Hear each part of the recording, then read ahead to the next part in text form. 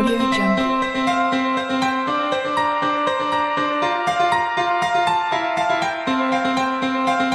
Audio Jungle. Audio Jungle.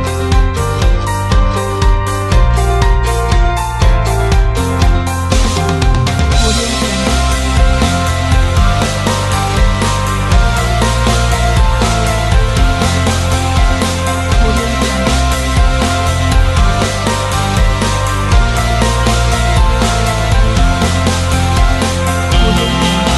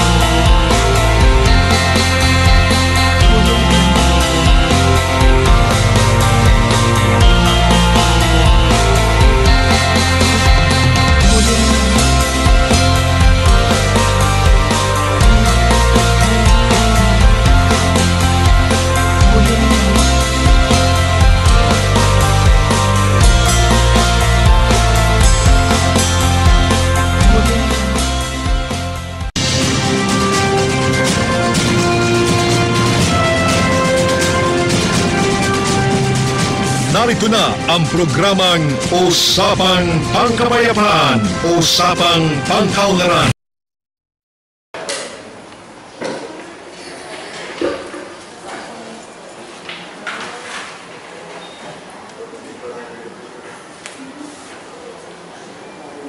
Selvi, may pwede magsalita sa inyo magbigay ng overview about the budget.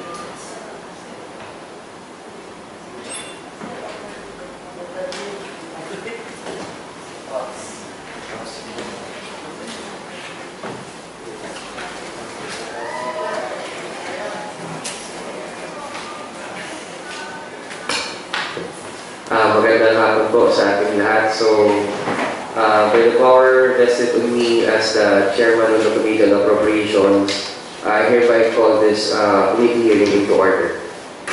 Let's first start with the prayer.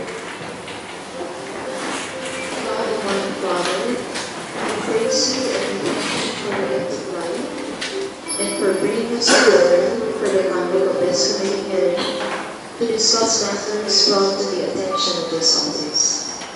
We ask your mercy and guidance, that your will be done, Lord.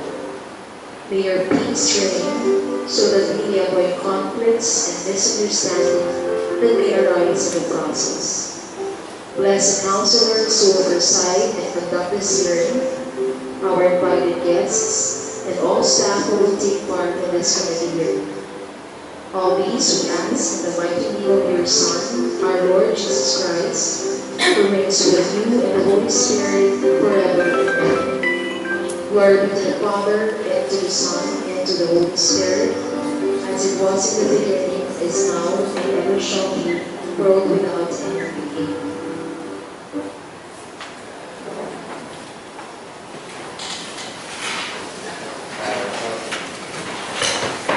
So magandang hapon po ulit sa lahat. Una-una po, I would just like first to recognize our invitees for today's committee hearing, headed by our City Administrator, Attorney Leila Dido, the members of the Finance Committee, Engineer Roldan Lopez of Engineering, Treasurer Dodo Rosales of the City Treasurer's Office, from the Accounting Office, Ms. Judy Makasaet, our Budget Officer, Ms. Evelyn Gao, and her assistant, Ms. Buena, from the City Planning Office, the Lorna Africa, also from, I think to give further explanations on other matters, from the market, Mr. Michael Acusa, from Hospital Nalipa, Ms. Tel Magalit, and her assistant, Ms. Elsie Burgos. So siguro po, bago po muna natin ito pasimulan, dahil alam po natin na this will be, we'll be discussing the annual budget for year 2015. May I first request any member of the Finance Committee to give an overview of the proposed budget for 2015. With the permission of the Honorable Chairman. The proposed budget for 2015 is amounting to 1,318,516 1,318,569,416 pesos. So that's about 9.45% increase from the budget of the last year, which is 1,204,700,000 pesos.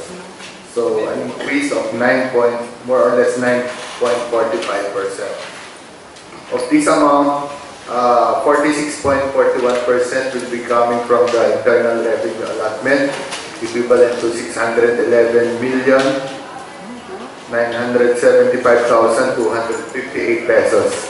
And the rest will be coming from the local sources divided into the operating and miscellaneous income, which comprise about 23.76%, and local taxes about 29.82%.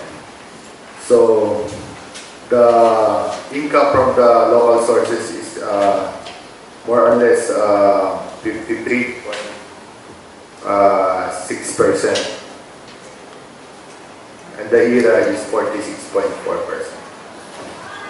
As to the expenditure program, bulk of our budget will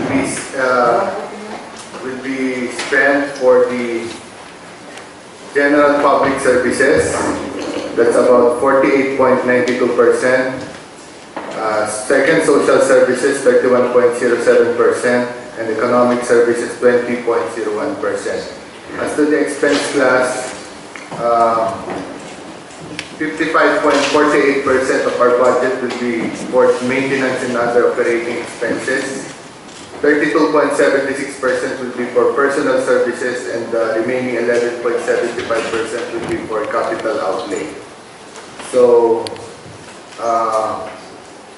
basically, the focus of the budget, the priority in the budget will be to fund the social services, priority social services project of our Mayor Maynard initiative, like the scholarship, financial assistance, the Hospital Nalipa, the livelihood programs, and other social projects of our city mayor. Before we continue, we'd like first to recognize the presence of our esteemed members of the Sangguniang. First off, our member of the Committee on Appropriations, Honorable K. Briones, and two other councilors, the late Mr. Joel Cua, and Councilor Vigo Puna.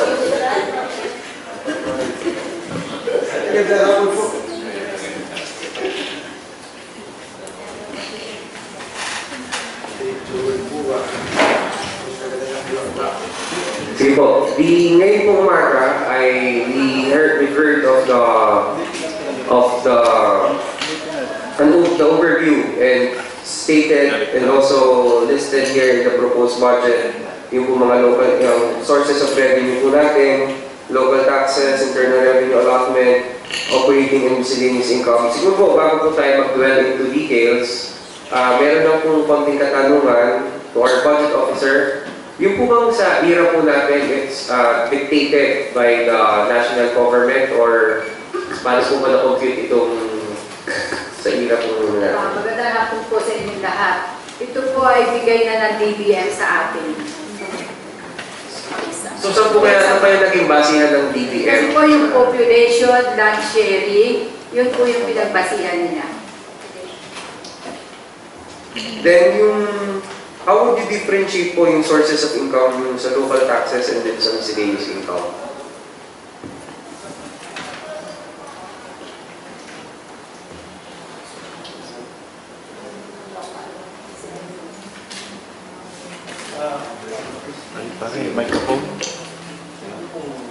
Yung differentiate, yung kung sa type of revenue, yung differentiate local taxes from operating and miscellaneous income. Yung pong tax revenue, pertains doon po sa lahat ng taxes like real property taxes, business taxes, and all other local taxes. While on the other hand, yung pong operating miscellaneous. While on the other hand, yung miscellaneous income po, pertains doon po sa mga doon po sa mga other income not mentioned in the under the non-tax revenue item.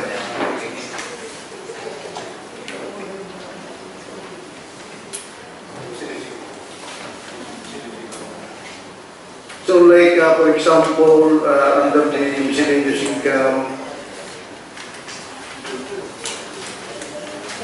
yung mga classification of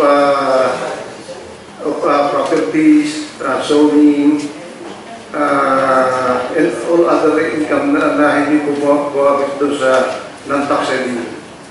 So ito po yung sa usually mga fees. Yes,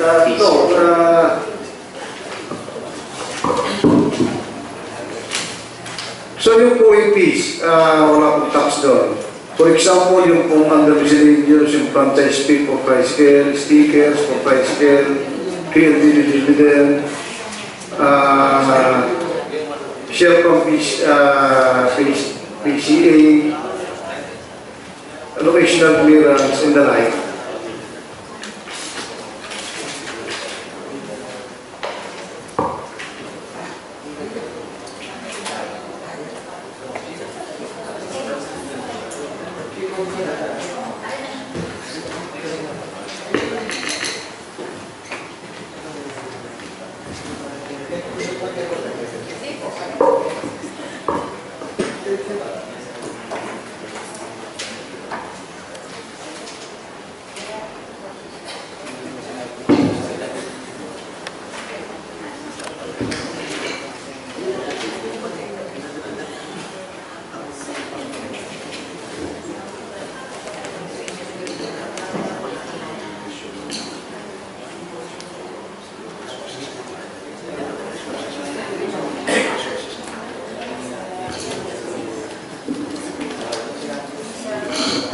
Okay, sige.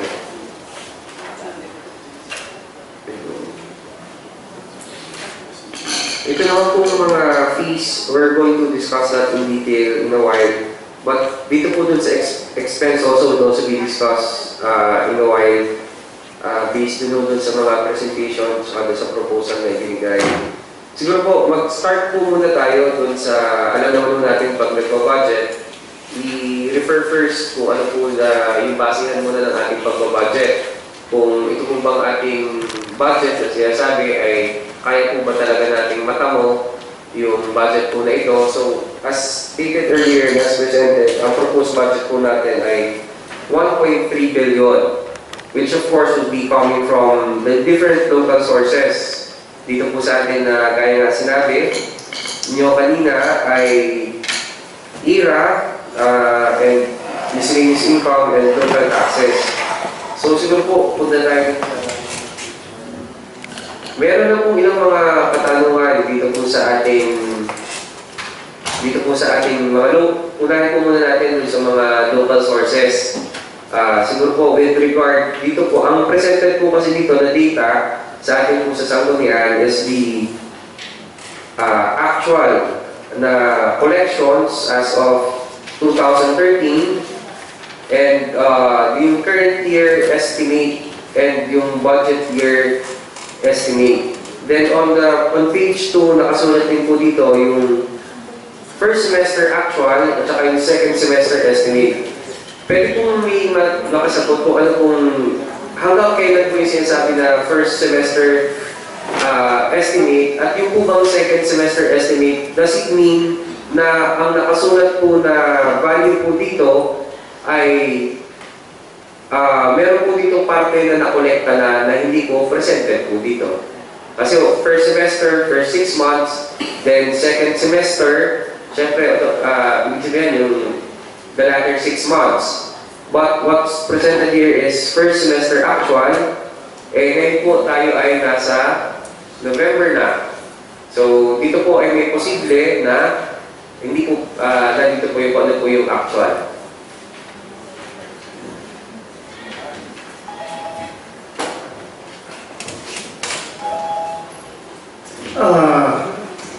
Your Honor, yung pong under the statement of processing expenditures, yung pong per semester actual, yung pong per 6 months na realize based on estimated income.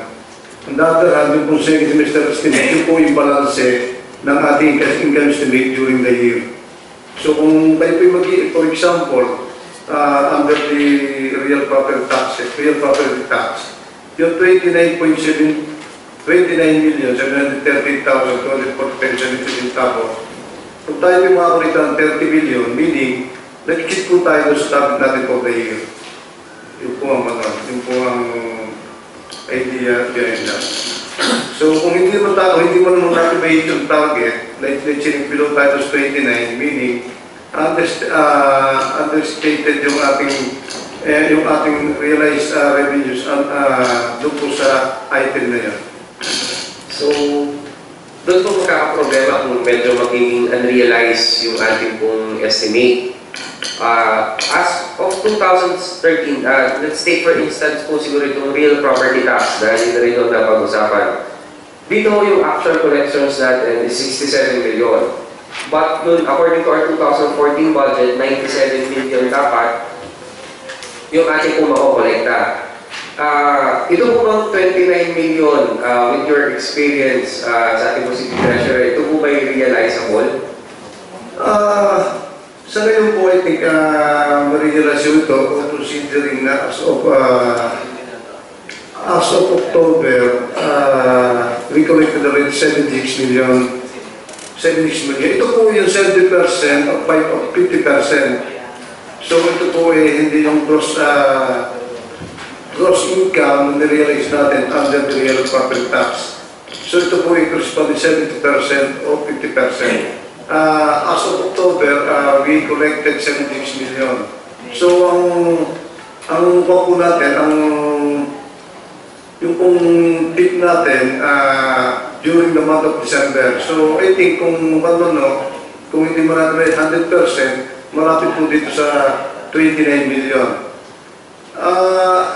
Gusto ko rin pong bigyan ng karagdag explanation yung tinatawag natin na kung hindi natin ma-realize yung isang item, isang account, tayo ba ay pupunta sa shortfall o ba? So, yung pong ating local sources as a whole, yung pong ating ba, kung hindi man kung hindi ma-realize ng isang accounts, pwede mo po itong ma-cover up ng ibang accounts, ibang tax under the tax revenue and under the tax revenue item. So, hindi po naman natin pwede consider na ito ay pure estimate ng ating submit. So, meron po nag-i-exceed at meron din namang hindi natin nabibit 100% yung ating target.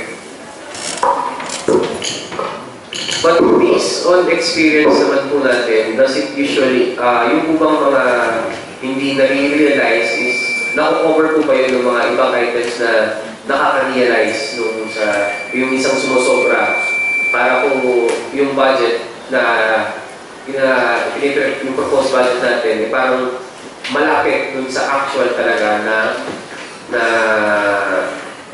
na-generate po natin. Yes, kasi po, like for example, siguro nakikita na rin yun, you notice na yung franchise tax, for example. Yung pong franchise tax, meron tayong target na 50 million. So, as of October 31, we collected only 2.2 million. So, meaning short tayo by 48 million. So, bakit sa amin pong pag-submit ng income estimate still 50 million? Kasi po ito ay nasa court may kaso pa itong ating franchise tax nito. Actually, ang ating po collectibles dito so far ay more than 100 million. Sa NP, National Power Corporation, National Transmission Commission, and all other producers,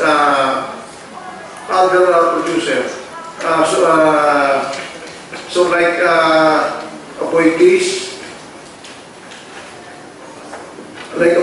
Power Operation, Bachmann Geothermal, Trans-Asia Oil and Development Corporation, and various independent power producers. So kung natin kukuha ninyo, more than 100 billion ang ating collectibles. Kaya lang so far, ito po ay pinag-uusapan pa at wala mga restriction na nilawang ng court para hindi natin isama as part of our collectibles. So, lilinawin ko lang po, wala pong decision ang korte na wag kolektahin. Yes. Okay. So, anytime po within the year, possible next year, the set amount could be collected. Yes, yun. Pero kung sinasabi po natin na 100 million yung collectible, hindi ba ako understated pa ang ating isnulat po dito? Pero po, hindi mo masyadong risky yung ating income estimate na baka mag-trigger nga to shortage. Naglagay na lang po Finance Committee ng only 50 million para hindi naman, para kung sakasakali, hindi naman natin makulita, tayong in-overlap ng ibang items o accounts under the statement of receipts.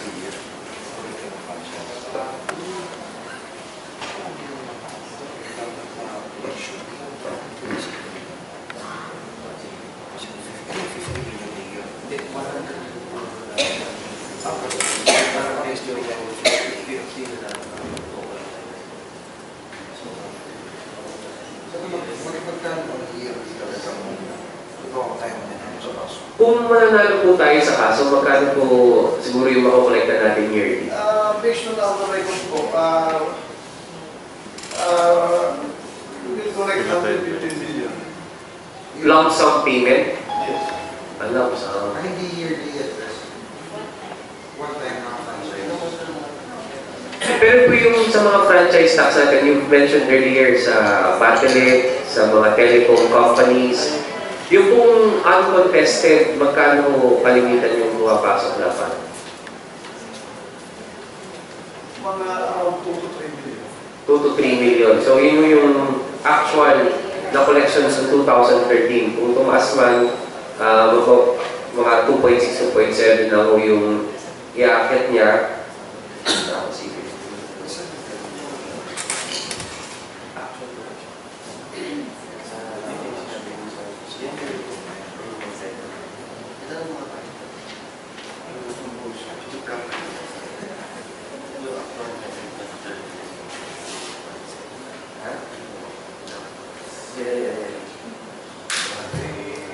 Ano bisa? Actual waiver, number 1, 66 million. Yung natanong ko kanina, pumasok na. 76 na sa October. 76 na sa October na pumasok.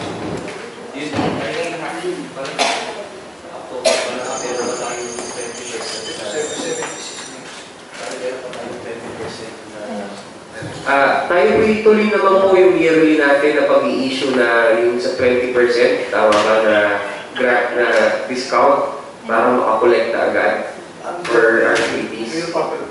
So, there's really a possibility na mataasan pa ho ito considering na Yes, Your Honor. Actually, nasa ating full revenue code yan. Yung pwede po makabil ng 20% kung magbabayad until December 31st of the year. ako may tanong lang, ito po bang ating mga nasa economic zone sa Lima, are they subjected to real property tax? Yung kung nasa rito natin, mas na hindi pa sila subject to sa 5% Crossing lang. taxation. So yung po ngayon magbabayad ng real public taxes. So, ano po yun, within 5 years lang? No, depende po yun. Kung halimbawa may mga extension. So, still, continuous pa rin ito babayad nila. Even though na kahit i-cover na ng ATH, yung building, magbabayad pa rin sila ng after 3 years, After yung tax holiday, yung period ng tax holiday nila. yes. So, once to nag-opt out dun sa 5% ang ating mga locators, automatic hindi na sila magbabayad ng RPT. Yes po. So, ano, pag nandun sila sa 5% ng gross income tax for PESA, hindi na sila magbabayad ng RPT.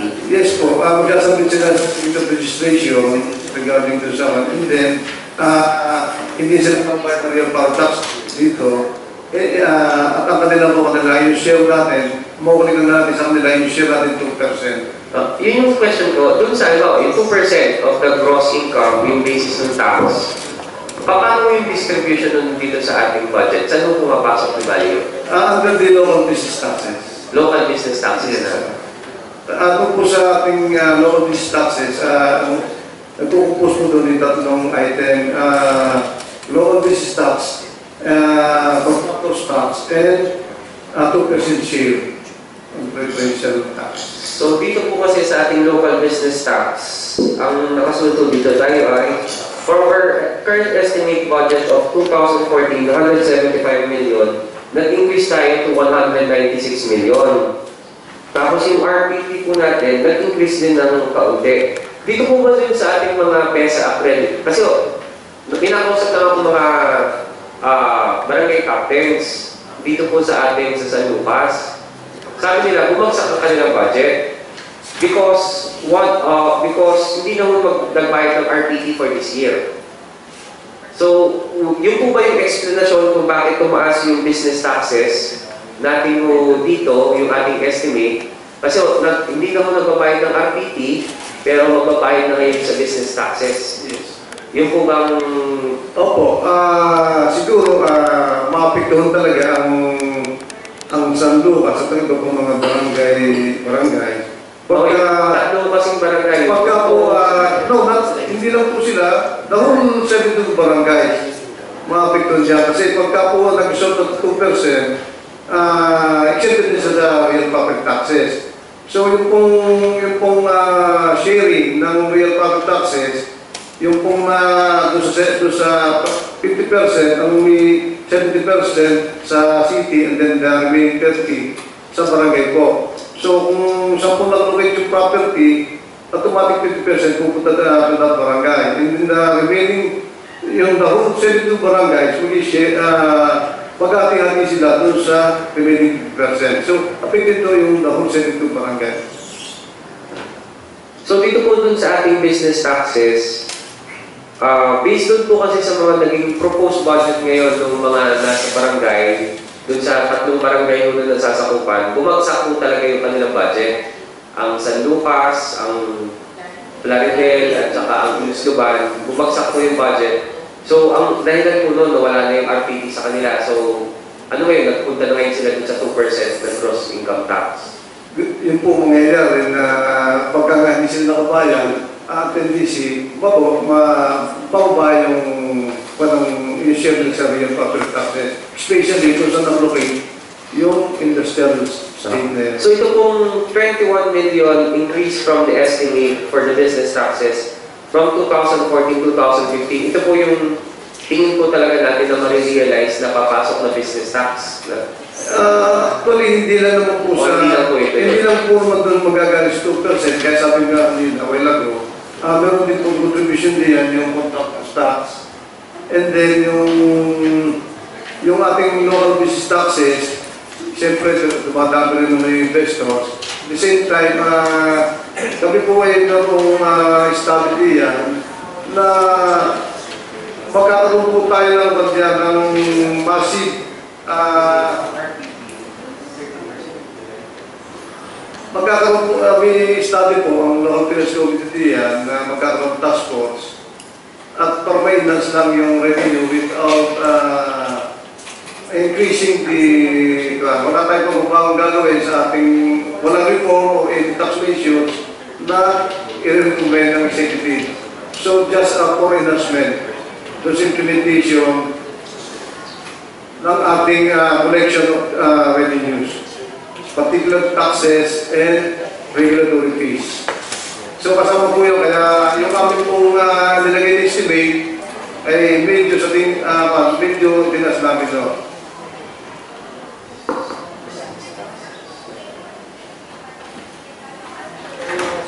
But also, so kasama rin po dito naman dahil kita rin naman po natin masyadong marami na rin yung mga nagpapasok ng negosyo dito. So kasama na rin po yung estimate po natin dito po. So doon, hindi ko alam. May ilan, hindi mo naman sasagot kung ilan yung siguro mga, siguro sa permits po yun, kung ilan yung mga, siguro yung nagpasok ng gano'ng karaming bagong negosyo ang ipinasok po dito sa ating bayan. More or less, I think, siguro mga 7,000, 7,000 na tayo. Hindi po, yung increase po from 2014 to 2015, meron po kaya tayong mga DK, wala po akong sa permits po kasi yun no? video regarding that.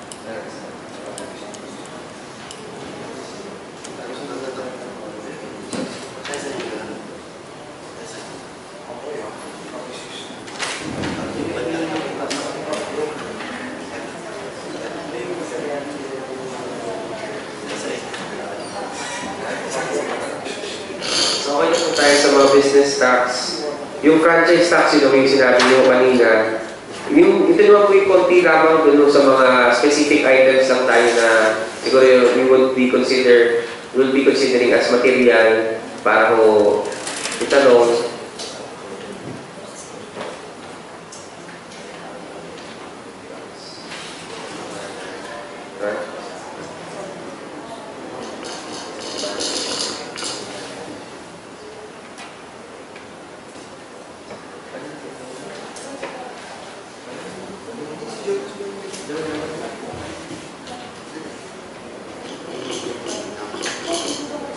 Yung kung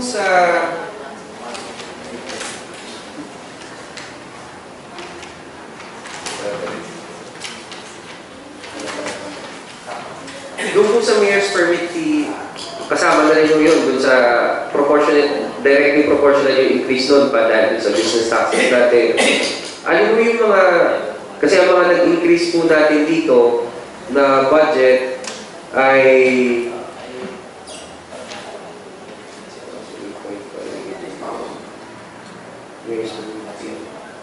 Yung po sa building permit fee. Yan. Kasi po tayo po yung mag-increase from 15 to 20 million. To what do we account po yung ating building permit fee?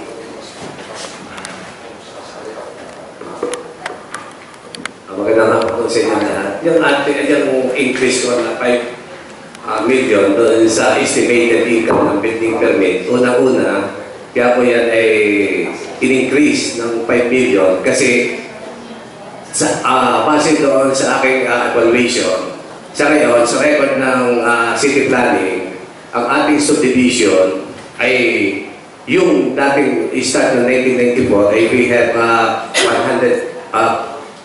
154 subdivision. Ngayon, nang aking iprojekto sa aking mga tao na ito pala mga subdivision ito, yung kanilang sellable space, hindi pa, wala nakaka 100%. Wala pa nakaka 100%. Ano ba yung wala pang 100%? Yung kanilang sellable space doon ng bawat subdivision. Ibig sabihin, kung isang subdivision, siguro ang pinaka-base doon sa record ng aking mga tao ay mga mostly ang pinakamataas lang na na-occupy ng isang subdivision ay mga 80%. Wala pa tayong 100% out of 154 since 1994 yan. Ngayon,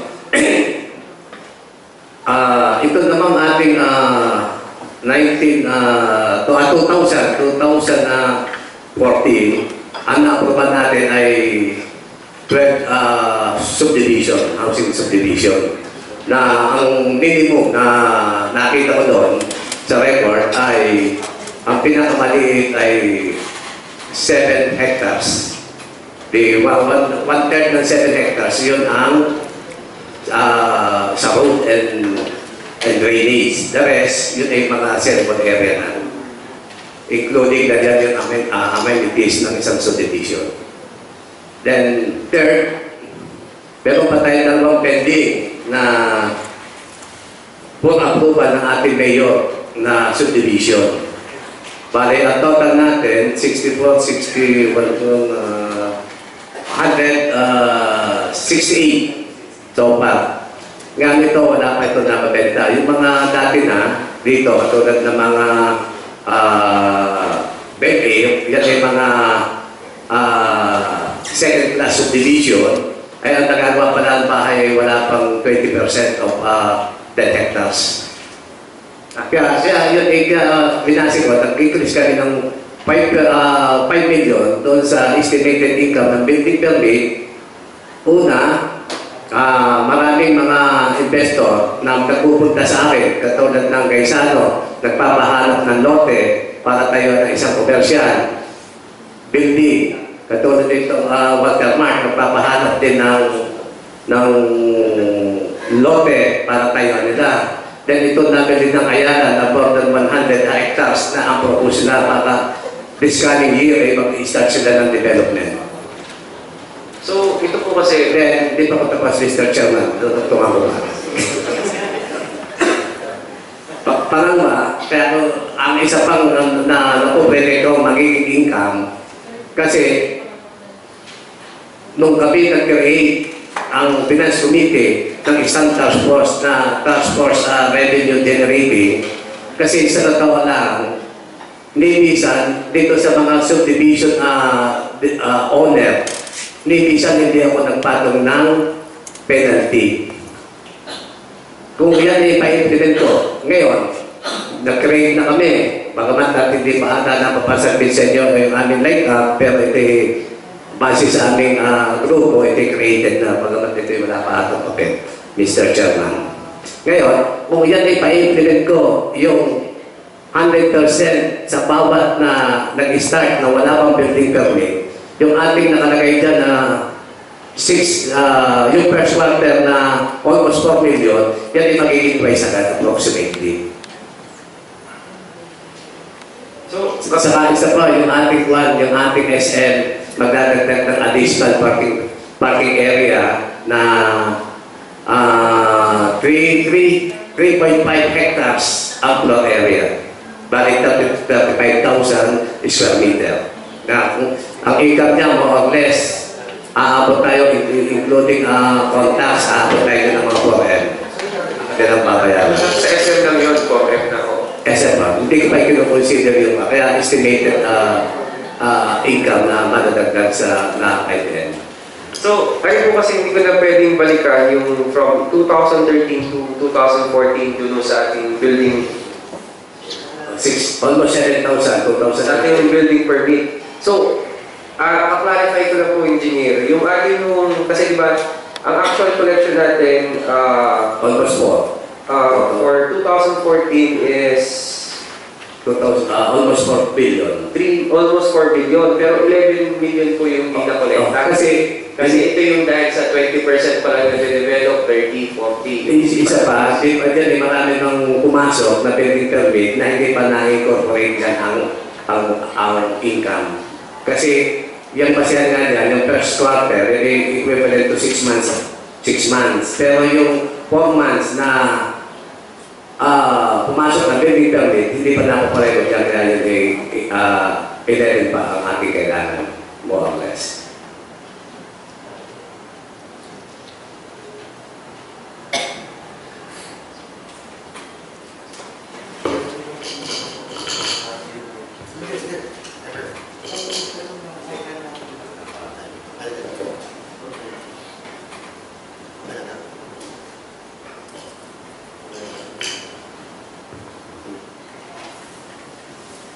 So, ito po sa sinasabi po natin kanina task force collection. Kasi po, ito po ating task force collection, comparing mo yung ating mga actual receipts for the first semester and estimate na ito-collectin natin for second semester and comparing it again with the budget for the 2015. Ito po mga kailan po, ito po, yan. Base sa aming pagpupulong, ipag-implement namin yan sa 2015. Mag-i-start ang implementation. Kasi may na sa panahon ngayon. Kaya yung aming projection na madadagdagan, yung income natin, dyan na nakabase. Ito lang.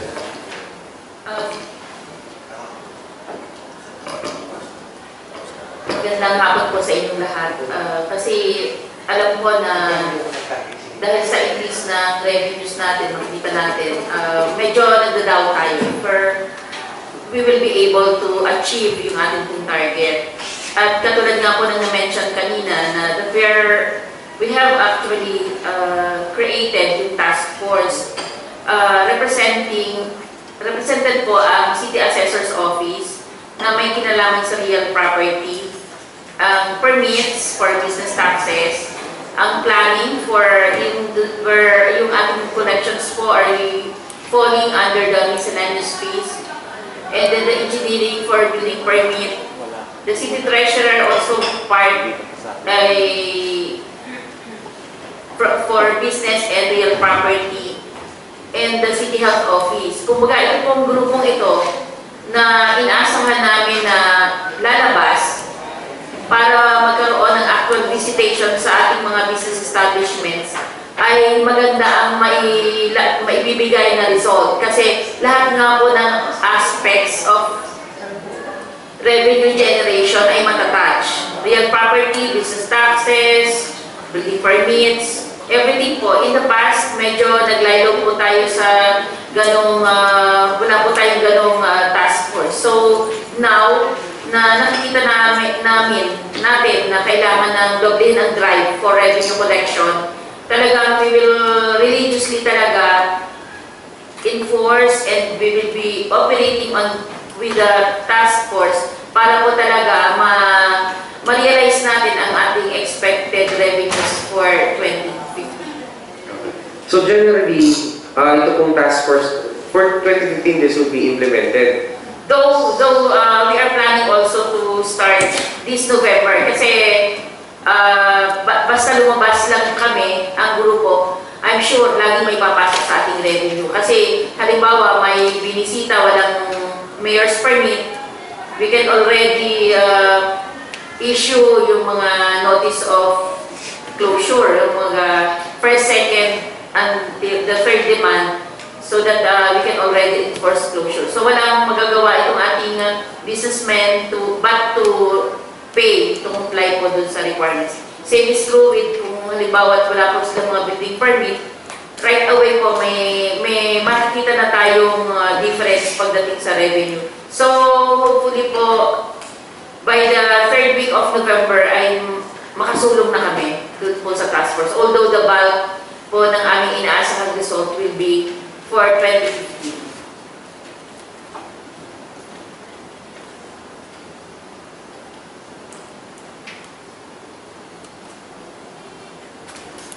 Ulitin ko lang po, saan na po ulit yung, saan na po yung certification or secretary's fees?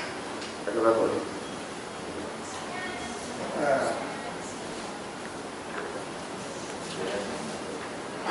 Yung pong, marami pong various fees.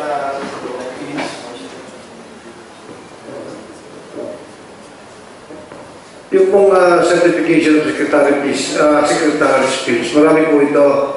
Dito po pumapasok yung birth certificate, death certificate, marriage certificate, marriage advice, certificate of no business, tax clearance, tax declaration, and the like. So, napakarami po, various fees ito.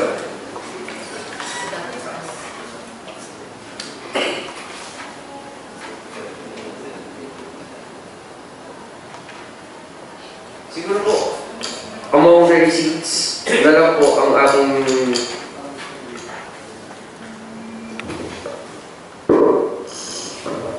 may po bang sa KLL nag-increase po tayo ng mga pumasok? Ang KLL po ay sa ngayon may enrollment. So, I think yung pong target nila, mabilis po yun. Kasi nung last sem, nung 14 nung last year, so 17 ngayon. As of October, 8 million, 8.5 million. So I think yung 17.7 million na target for 2015, yung po ay tumisiri dun sa aming, dun po sa aming to be collected.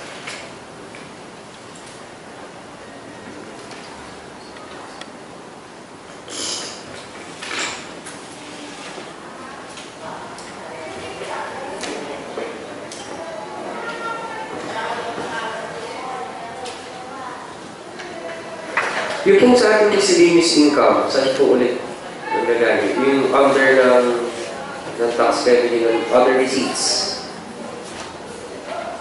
Yung pong miscellaneous income, yung more values yung hindi natutol under the walang accounts po under the tax revenue item.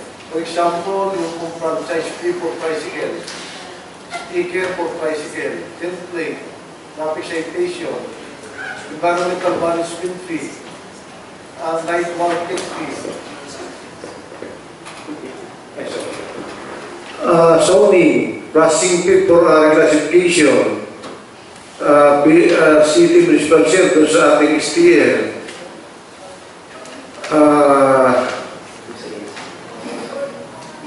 and the next, yung mga illegal pending. So dito po pumapasok kayo, kaya po ang ating target dito, medyo malaki considering na maraming accounts na pumapasok dito for collection. Pwede mabigyan na lang po kami kahit yung list kung ano po yung sa miscellaneous income para ho.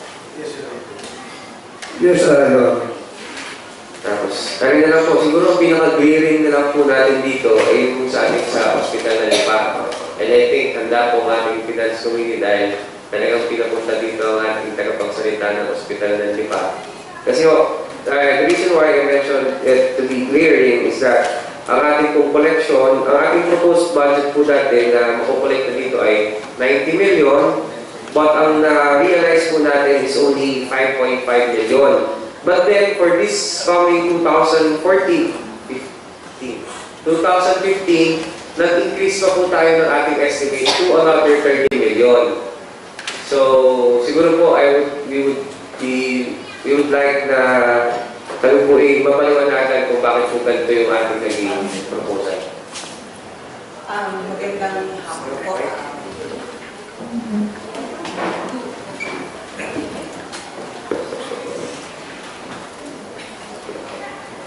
Honorable Chairman, Honorable Councilor, good afternoon po. So, yung projected po namin na income before was geared towards level 2 or towards level 2 accreditation. Ngayon, ang nangyari po, ang accreditation natin with the Department of Health for 2013-2014 is only infirmary.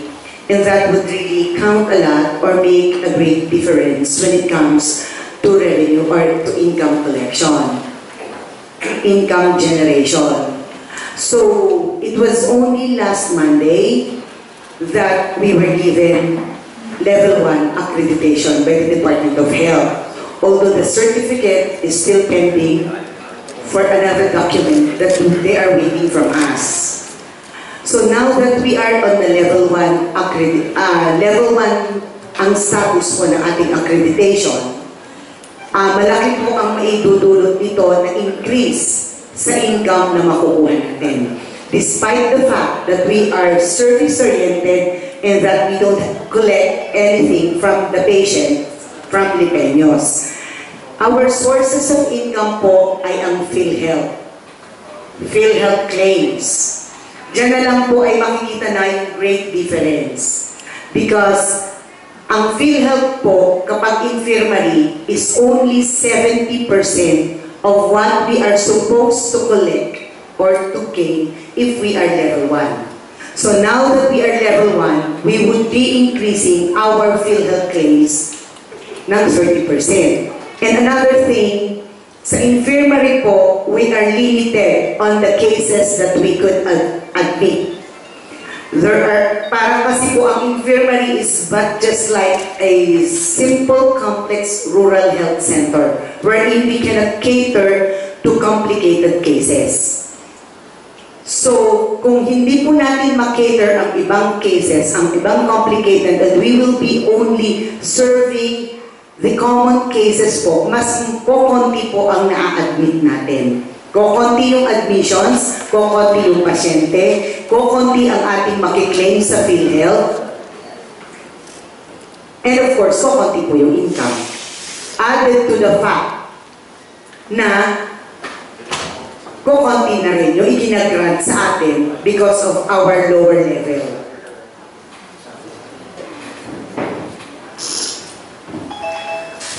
So another source of income po natin, yung ating pong mga PhilHealth reimbursement claims, both for Lipeño and non-Lipeños, admitted cases.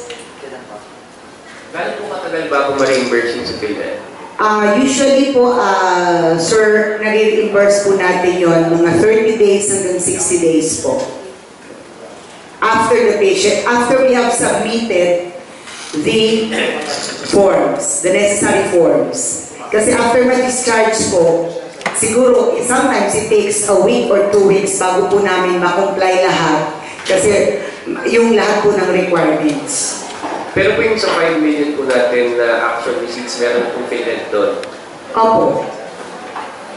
Ang sa 2000, from January po to October of 2014, it's 9 million po, sir. 9,800,000. Ang 5 billion po na sinasabi ay yung pong last year, I guess, almost 5 billion, yung pong July to December of 2013. So, medyo malaki pa po rin yung disparity natin, may 81M tayo. Dati po, I remember from our budget last year, there were measures that were planned na ating pong gagawin for sa ospital na Lipa. Now we understand because it's only infirmary during 2014 na ngayon po siguro basta tama na yung ating gagawin budget kasi level 1 na tayo. Correct me if I'm wrong, gusto kong malinawan. And you said that 70%, kasi kung pag PhilHealth, 70%, kung 9 million, papatak lang po ito ng mga 15 million, additional 30%. So medyo malaki pa rin po yung hahabulin. Yung po ba, yung po bang ating mga PhilHealth, ilan na po yung may PhilHealth dito sa Lipa? Yun po ang isa pang point, attorney, na medyo marami pong pasyente namin ang hindi po PhilHealth holders. Hindi sila PhilHealth members. Kaya ang isa po namin na i-propose pa po is a new program which is the point of care, wherein we would allot budget para po sa point of care na pag may dumating po sa amin na pasyente na wala pong PhilHealth, kami na po ang magpa-process ng PhilHealth at ang government na ang magsa-shoulder ng 1-year annual fee na 2,400 lang naman for every ano. So para po matiyak namin na yung pong aming pasyente maa-admit ay mag-grant po ng PhilHealth. Yung pong budget for point of care nakapasok na po dito sa ating proposed? Integrated po yan sa PhilHealth.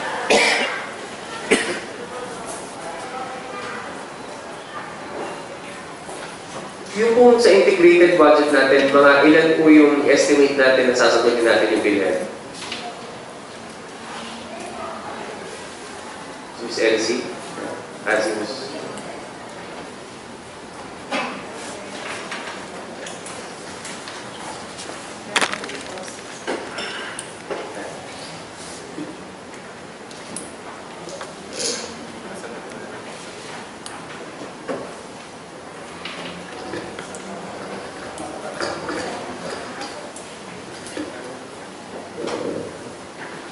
Magandang hapon po. Yun pong pinaliwanag ni Dr. Gali na point of care program ng Hospital ng Lipa, which is one of the measures na i-impose po nila to increase our collection efforts. We have included the appropriation under the PhilHealth program. Kung mapapansin niyo po sa page 15, under the special project ng Office of the Mayor, part po ng PhilHealth appropriation na 20 million ay spend po natin para sa point of care program. 20 million divided by 2,400? Yes, sir.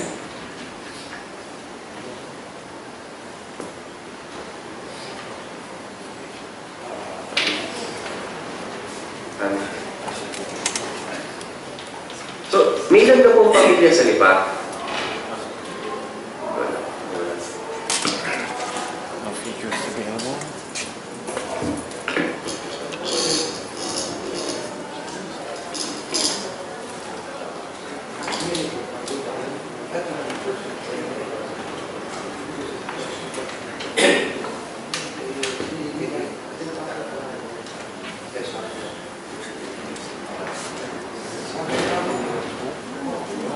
Magkano po per year ang bayad sa PhilHealth?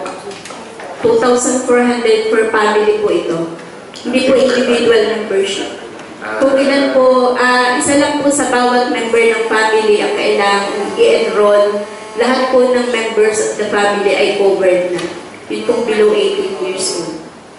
And meron po tayong program ngayon sa national na lahat po ng senior citizen ay automatic enrolled na po sa PhilHealth. So, definitely yun pong senior citizen members natin, dati na i-enroll natin sa PhilHealth program, hindi na po natin kailangang i-shoulder pa yung kanilang annual membership. So, ito po ay dun sa hindi na lang po mga senior citizens.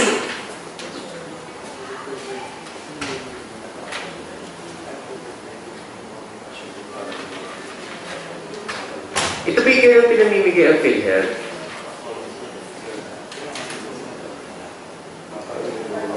Ito pong point of care system natin, meron po ba tayong, ilan po yung allocated natin sa 20 million na allocated for point of care, ilan po yung sa mga, kasi I understand, dun po sa mga functionaries, binibigyan na rin po natin.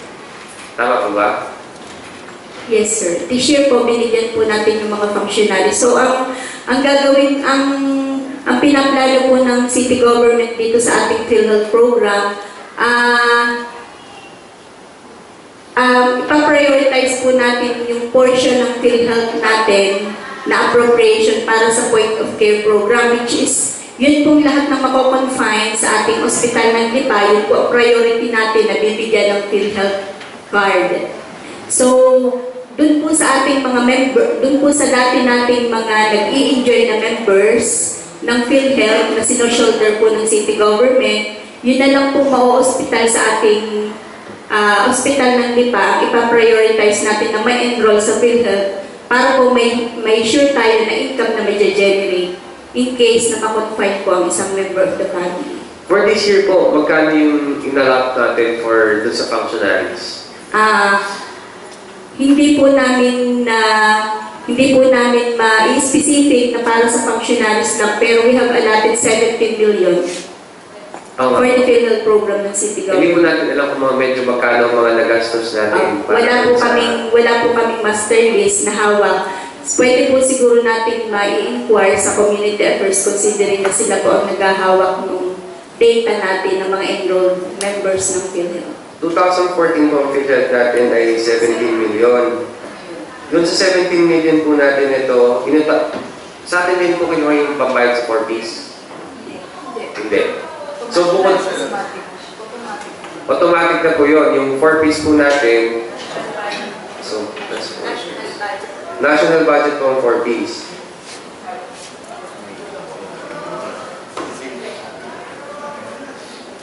May ilan na pong 4Ps natin ulit yun?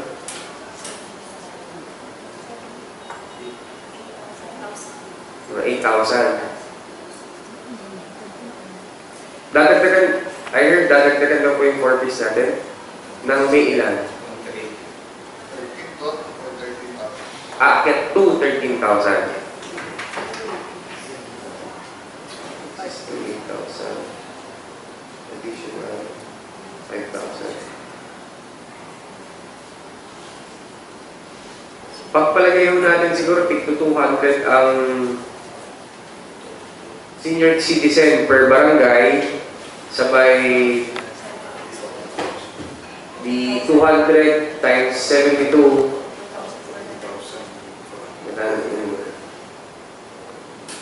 14,800. So, sa senior citizen, may siguro magandang estimate 14,400. Tapos po yung may 70,000 from the budget. Tapos po ay may 4Ps na 13,000. So parang mangyayari nito ay parang almost 100,000 families ang may payment po sa atin this coming year. At least, bumuli pa na yun. So, kung bumuli pa na yun, dapat na lang siguro yung bumuli pa na nga ako to. Tingin ko bumuli pa na to eh. 100,000 families. So, Mr. Chairman, ang kagandahan po dun sa point of care program ng PhilHealth kasi hindi naman po lahat ay magkakasakit yung ating population, a certain percentage, less than 5% lang yata. Maximize natin yung ating budget, yung ating nakaalat para sa premium sa PhilHealth na sigurado 100% makaka-claim kasi yung babayaran natin para emergency PhilHealth dito. Ito yung naka-confine na sigurado makaka-claim tayo sa PhilHealth. So 100% makaka-claim pag dun sa point of care program naka-enroll yung ating mga kababayan. So, lahat na sa point of care.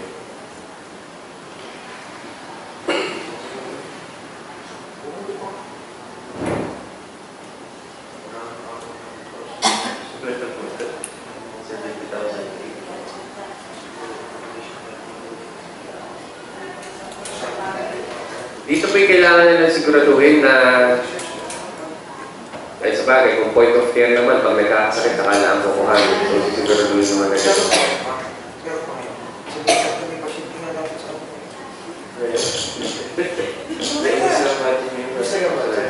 Wala na kahit isa.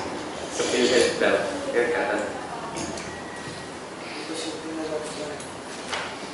So, i-recap ko lang po dun sa ospital. So, kanina po nabanggit na ang ating pong mga mangyayari po dito sa ating hospital, yung mga 70% o 100% PhilHealth. Tapos ngayon po ay mga may 97,400 tayong estimate na mabibigyan ng PhilHealth na families. Tapos ano po yung mga dating limited cases na ngayon ay magkakaroon ng complicated cases na pwede tanggapin sa ospital? Ngayon po ay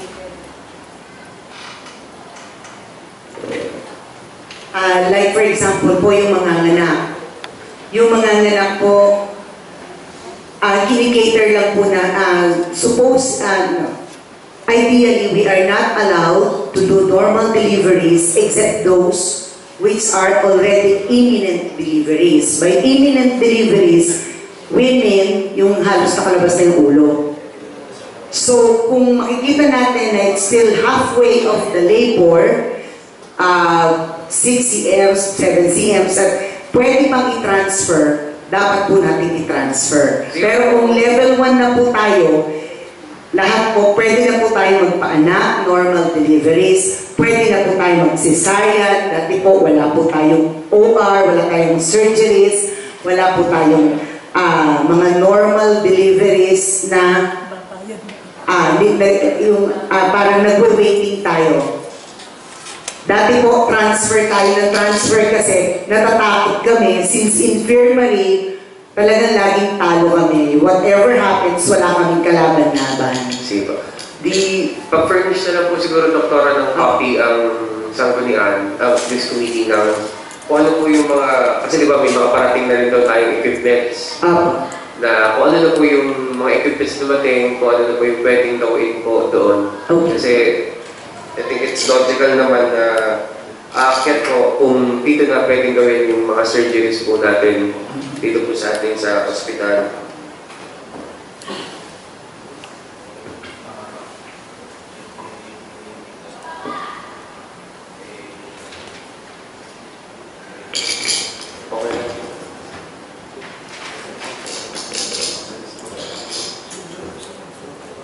I'm giving the floor to Councilor Vico. Meron na akong magandang hapon po sa inyong lahat. Meron na naman akong kaunting tanong na napansin ko rin lamang po. Kanina may nabanggit nga yung franchise tax at ito sa mga power producers lamang ang ating hihingan. Kasi yun ang nakita ko medyo malaki ang difference. Kasi hindi pa kasama sa estimated natin nung una yung write-off natin noon, yung hindi natin siningil na yung mga national, mga telecommunications. Hindi ka nagkameron ng arrangement na hindi na babayadan, pero yung mga current babayadan, hindi pa kasama dito yun or nakasama rin sa actual protection natin. Hindi po kasama yun kasi yung po ito sa mga telco, yung po ito sa tower fees, hindi ako nagkakamali. Ito po yung franchise tax nito ay pertaining to NPC, NTC, and other power producers. Salamat po, Andres. Tapos ang isa lang kung napansin ko, yung sa garbage fees natin, 5 million compared to 10 million of collection, we're paying, I think, more than 15 million a year for the garbage collection. So, ang laki ng sinasubsidize natin pagdating sa garbage collection kasi ang na-approvahan na ay 10 million na binayadan tapos meron ulit 5 million na babayadan natin. So, 15 million inaabot ng garbage fees natin and dahil sinasubsidize natin ito.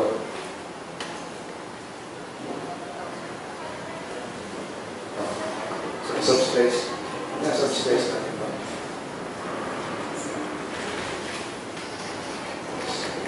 Actually, yung garbage fee po, hindi ako nagkakamali, ito yung environmental management fee.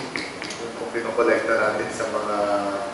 Sa water district. Sa water district. Hindi naman po talaga yung atin ng collection na pwede natin gastusin sa paghapot ng ating basura kasi per meter po yata yan, per connection, 10 pesos ang binabayaran per month. Samantala yung ating garbage depende sa ating pangangailangan. So hindi po siya talaga proportionate yung ating collection sa gasto sa ating garbage. So sinasubsidize nga natin kasi ito lang ang collection natin. Opo. Tapos, thank you po. Balik po tayo doon, doktora, sa ating pong hospital. Kasi ang budget mo dito medyo malaki-laki mo talaga ang difference. 5 million compared dun sa 120 million. Kasi ang ating estimated income natin is 126 million. Tayo naman nga ay hindi pa accredited noon. Kaya mas napakababa ng ating nasisingil. So, ito yung deficit tayo ng more than 120 million and I don't think ma-reach natin ito target ito for this year, for 2014. Councilor, siguro po hindi man natin talaga definitely ma-reach up to that point. I guess we could come up close to that. I hope po kasi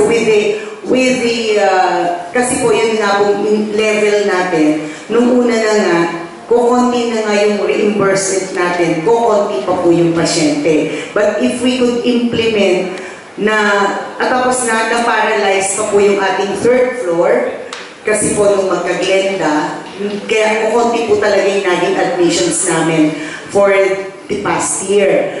Pero kung magagawan po ng paraan na talagang maximize po natin ang PhilHealth and added to the fact na we can admit more complicated cases like yung mga CVA, mga surgeries, talaga po napakalaki ng difference sa collection po niyan sa PhilHealth. Yes, banggitin po ninyo na marirealize natin, hindi natin marirealize at medyo malapit-lapit. Ano yun, for next year or for this year? For 2015. 2015. I am really doing everything po para para po maka-get close tayo dyan.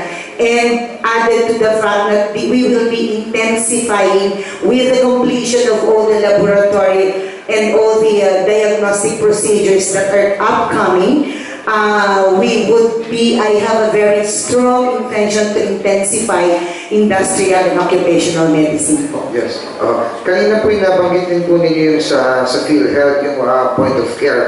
Maganda po yung proposal po ninyo na yun. Kasi talaga po madaming pasyente dumarating dyan na hindi po, walang PhilHealth. Ang question ko lamang po doon, pwede po ba yun na ito na ang pasyente sa kailangan natin i-enroll sa PhilHealth? That is precisely the principle of point of care. So it's allowed by PhilHealth? Kaya nga po nagkaroon sila ng program na point of care. So, kasi kanina nga ho, binabanggit ko nga ho kay Atty. J. Akala ko ni Atty. ako nagbibiro. Totoo ho, may lumapit ho sa akin, pasyente kanina, at wala na daw kung makuha ng PhilHealth. Ang sabi ko sa kanila, pumunta directly sa PhilHealth and magbayad ng annual. So, kaya yung sa office nila, papayagan po yun. Hindi po. So, may guidelines. May guidelines po dyan. Sure, Magandang hapon po. Yung point of care po is a special parang program ng PhilHealth. Ang priority po nila ay ang mga government hospitals. So, at present po, ito po ay nakapilot pa lang sa mga government hospitals wherein ang isang pasyente po na indigent ay pwede makover ng PhilHealth from the moment of his admission until the end of the year. So, yun nga lang po ay magkakameron po tayo doon ng mga documentation including the assessment of the medical social worker assigned at the hospital. Magandang project nga ho yan pati ng national government and yun lang ako ang aking naging agam-agam kasi baka mamaya pagdating tapos biglang register natin sa PhilHealth, hindi pala allow ng PhilHealth pero maganda naman po na na-explain na po ninyo. Ang isa pa kong yung equipment po kasi nung kami po ay magkakasama noong isang linggo, naitanong ko na rin po kung alin po yung mga equipment na donated po sa atin para naman mabigyan ng pasasalamat yung mga nagbigay ng donasyon at mabigyan po ng resolution nang galing po sa council, baka po pwede makahingi niya rin kami ng list ng aming pong equipment from the na i-donate po at purchased by the city government. So we can make a resolution para kung sakaling gusto pa ho nilang magbigay uli, ay di tanggapin pa ho uli natin at pasalamatan natin. We will furnish po the same. Tapos ang last na ho muna, kung di na naman ho ang question ko pa. Dito sa total na ho, ilang percentage kaya ang na-realize natin? Let us compare from December 2013 and 2014. Meron ba tayong budget deficit? Kasi I'm definitely sure dun sa 126 million, 120 million ang hindi natin na-realize, meron tayong deficit. Ganun kalaki, tapos yung sa 48 million at 50 million na ating estimated sigurado deficit din tayo doon kasi meron pang kaso. Doon sa total budget natin ng 1.204 billion, ilang percent kaya ang actual natin na-realize doon? Yun lang naman po ang aking huling katanungan. Your Honor, as of October 31, 2014, ang ating pong actual collection ay amounting to 887,254,298 pesos 86 centavos as against estimated income amounting to 1.2 million, 1,204,700,000. So, corresponding 74% PCC of actual collection as of October 31. So, doon kaya, kasi we have October 31 yung sinabi mo, so November, December, doon kaya sa 2 remaining months, ay makukolekta natin, marireach pa kaya natin ang target natin? Actually po, our project, based on our projection until the end of the year, we hope na makakolekta may up to 86% considering na yung hospital ay nagkaroon kami ng problema since na hindi nga na-reach yung aming expectation maging level 1 for this year. So, yun po ang aming projection na up to 86% makakolekta kami this year. So, ipagpalihin natin 86%. So, pagpalay natin 15% ang hindi natin ma-realize 15 times 1.2.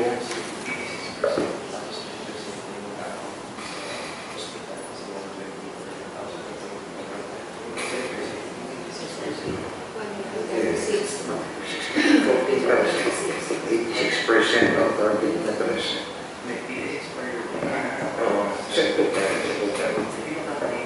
So 86%, so that's 14%. So magkakameron tayo ng deficit na mga 14%.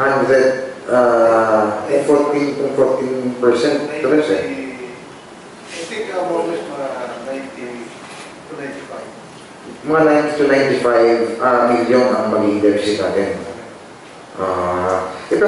Tapos, ibig sabihin, maganda ang connection natin doon sa iba, dito lamang talaga sa so, abutin ng mga 90% ang connection.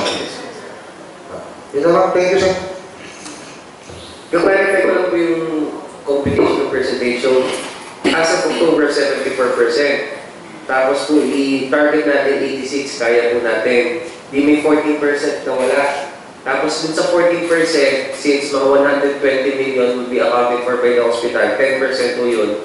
So parang ang excluding the hospital, siguro mga 4% lang po ang isinala natin dun sa budget natin for this year.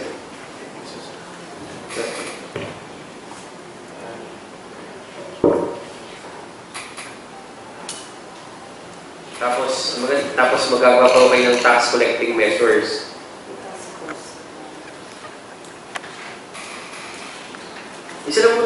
PhilHealth, paano po pag may lumapit na taga-Lipa na hindi naman sa ospital ng Lipa pupunta? Pag-bike mo natin sa araw. Doon ho natin kukonektahin ng PhilHealth. Kung nilipat siya, hindi na magagamit sa iba. That is, kung hindi po sa ospital na Lipa maa-admit, kasi hindi po magagawa yung point of care. Hindi ko magagawa yung kasi yung po ay sa government hospital lang po. Ay, kukonektahin. Ay, di kami mo makakakonekta ng PhilHealth. Yes po. Ang PhilHealth po, sa aming babayaran. Question po, we have the complications for the PhilHealth. 70,000 families would be allocated for point of care na ito. Or hindi yun tayo maglalabas ng pang-iba. So, yung complication ko po kanina, meron tayo naka-allocate for senior citizen 14,400. So wala tayong problema dyan. Pumunta man sila sa private or public. Tapos dun po sa 4Ps, private or public. Yung po ating 70,000, paano po ang distribution? Actually, that's for the barangay functionaries and yung point of care patients natin, saka yung iba pa.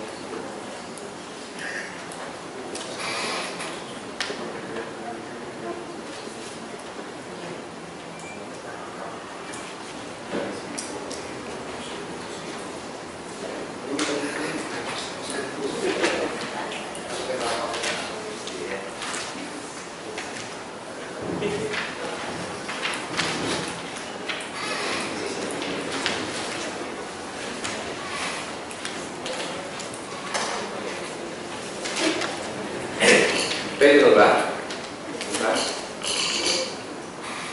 Siguro punta na po tayo doon. From the receipts and yung expenses naman, would be per department. Hindi na doon na lang natin discussion. But no more questions as regards the statement of receipts and the proposed budget. Nadako na po tayo per office. Pero tingin ko finance committee rin ang sasagot dun sa Office of the Mayor, no? Tama? Or should we reserve it for tomorrow? Okay.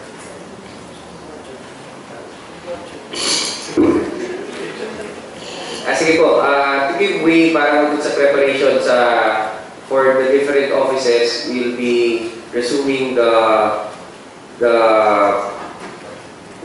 budget hearing, the committee hearing for tomorrow, same time, 1 o'clock to tayo bukas. Unless there are other questions from the members, sige po.